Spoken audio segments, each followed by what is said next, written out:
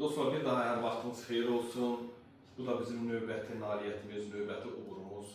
Deməli, bir hardasa bir il yarımından qabaq mənim tələbəm olmuş Əşrəf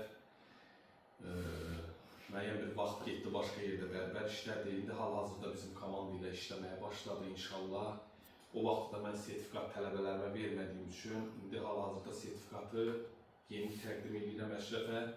Əşrəf mənim yaxşı tələbələrimdən olub. İnşallah ki, indi də yaxşı ustadır və öz sənətinə, öz peşəsinə dəyər verən oğlandır.